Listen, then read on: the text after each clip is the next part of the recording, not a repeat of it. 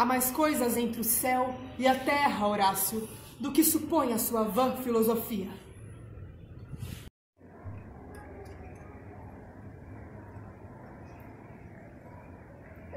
Nem tudo o que reluz é ouro. Essas frases que vocês acabaram de ouvir, meus queridos e minhas queridas, são de ninguém mais, ninguém menos que ele, William Shakespeare, o próprio, e foram escritas há mais de 400 anos.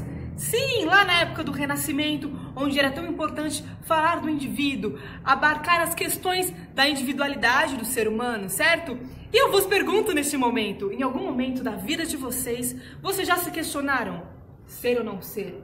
Eis a questão. Já viveram um grande dilema onde surgiu na cabeça de vocês ser ou não ser? Eis a questão. Pois bem, Shakespeare sempre trabalhava com as questões da personalidade, da individualidade do ser humano, característica muito presente onde, queridos e queridas? No Renascimento. Afinal de contas, queridos e queridas, a pergunta é que não quer calar. Quem foi, de fato, William Shakespeare? Quem que é essa figurinha tão importante do Renascimento? Vos digo uma coisa, talvez um pouco triste. Não se tinham muitos registros de pessoas dessa época, porque William Shakespeare foi só um cidadão comum na época. Ele era apenas uma figura classe média que não tinha por que ter registros de sua história. Então, temos poucas informações sobre William Shakespeare. Então, meus queridos, vale ressaltar que estamos no final do século XVI para início do século XVII. Como eu disse para vocês, William Shakespeare era de família classe média, né? Não tinha por que ter a sua representação marcada em nenhum lugar, porque era tão somente uma figura classe média como qualquer outra da época. Vivia numa cidadezinha pequena de 2.500 habitantes, todo mundo se conhecia ali.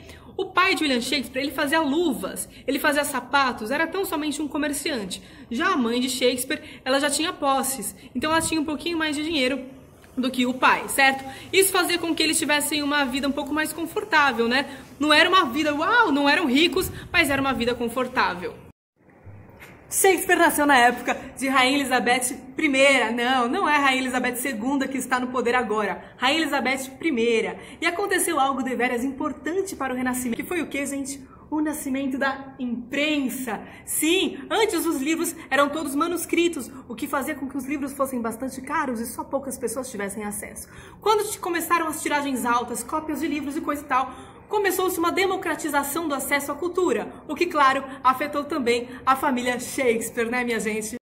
1570, Inglaterra entra em crise, gente. Todo mundo perdeu posses, todo mundo ficou afetado, inclusive, mais uma vez, família Shakespeare afetada. Shakespeare estudava numa escola massa, legal, só que teve que sair. Queria ressaltar uma coisa importante, escolas na época eram só para meninos, coisa questionável, não? Meninas não estudavam, certo? Nessas escolas, eles aprendiam latim e grego por meio do quê? Do teatro. Sim, eles interpretavam, inclusive como não tinham meninas, os meninos interpretavam meninas nessa época, certo? Esta crise fez com que William Shakespeare estudasse tão somente até os seus 13 anos. Ele teve que sair da escola para ajudar a família na subsistência, certo? Então não se sabe exatamente com que William Shakespeare trabalhou nessa época, mas sabe-se que ele saiu da escola para tentar ajudar na sobrevivência de sua família. Vamos chegando sem temer. Na época de William Shakespeare, artistas mambembes, itinerantes, eram comuns. Eles viajavam pelas cidades de carroça. Meus caros e minhas caras, era muito comum que as trupes de teatro do século XVI, essas itinerantes, carregassem em suas carroças objetos para que contassem histórias para a população, objetos lúdicos para contar histórias. E a partir disso, eles faziam teatro e faziam também com que mais pessoas tivessem acesso ao teatro, já que eles iam para cidades e não era tão comum que tivesse meio de transporte. E além de não ser comum, porque não tinha metrô, não tinha ônibus, essas coisas, né? Tudo era a cavalo. Tinha um adendo muito importante dessa época que é bastante interessante. Vou até me aproximar de vocês para contar isso. Olha que coisa interessante. Na época, era considerado muito preguiçoso quem estivesse simplesmente viajando. Se você não fosse protegido por um cônjuge ou gente importante, se você não tivesse um documento comprovando que você era dono de terras e que você nesse momento estava indo viajar até a sua terra, e você fosse pego, perambulando por aí, viajando, você corria o risco de levar 150 chibatadas e ainda ser mandado de volta para a sua terra, para a sua cidade. Então não era muito comum que pessoas viajassem por aí. Por isso que as trupes itinerantes que viajavam para levar o teatro, para levar a cultura até a população, e a população gostava muito. Claro que as trupes também eram protegidas pelos condes e coisa e tal, então não tinham tantas trupes assim. E tem um adendo muito interessante. O pai de William Shakespeare foi prefeito, babado forte, hein? Foi prefeito uma época, e na época que ele foi prefeito, ele era um cara que adorava teatro, né? Então as trupes iam até a casa do prefeito para mostrar a apresentação e perguntar, ó, posso apresentar aqui, tranquilo para você? E ele sempre aceitava. Shakespeare, por sua vez, provavelmente assistia junto com o pai, porque o pai gostava, filho de peixe, peixinho é, né? Então ele assistia junto o teatro, e a partir disso, provavelmente nasceu o gosto de teatro de Shakespeare, além de ser muito comum também nas escolas, as interpretações com teatro, quando eles estavam aprendendo latim e grego, certo? Povo, não se tem certeza absoluta de como era a imagem de Shakespeare. Essa ilustração que vocês estão vendo aí, essa gravura, é um possível retrato de Shakespeare que ilustrou a capa do primeiro volume de suas obras publicadas em 1623. Outra coisa interessante é que ele escreveu cerca de 40 textos teatrais, entre comédias, tragédias, peças históricas e fantásticas. Não era ele que dividia esses nomes, tá? Esses nomes nasceram depois de sua morte. Ele foi pai de 3 filhos e também trabalhou como ator e foi sócio de uma companhia teatral de uma casa de espetáculos em Londres, minha gente, o Teatro Globe.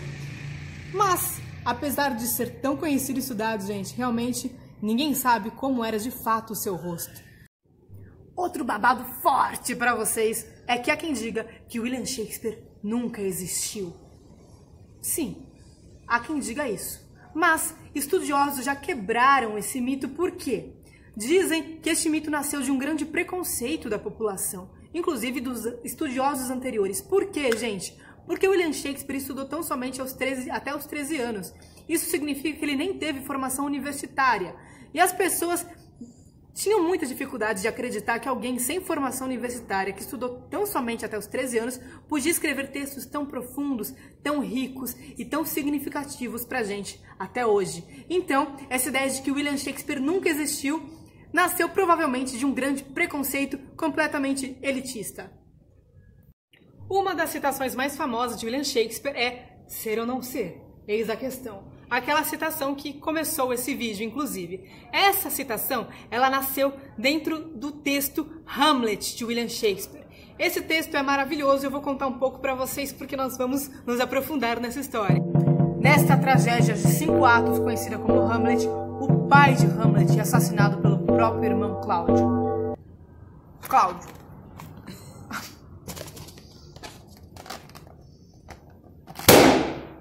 É o fim do pai de Hamlet, que se casa rapidamente com a viúva e toma o trono.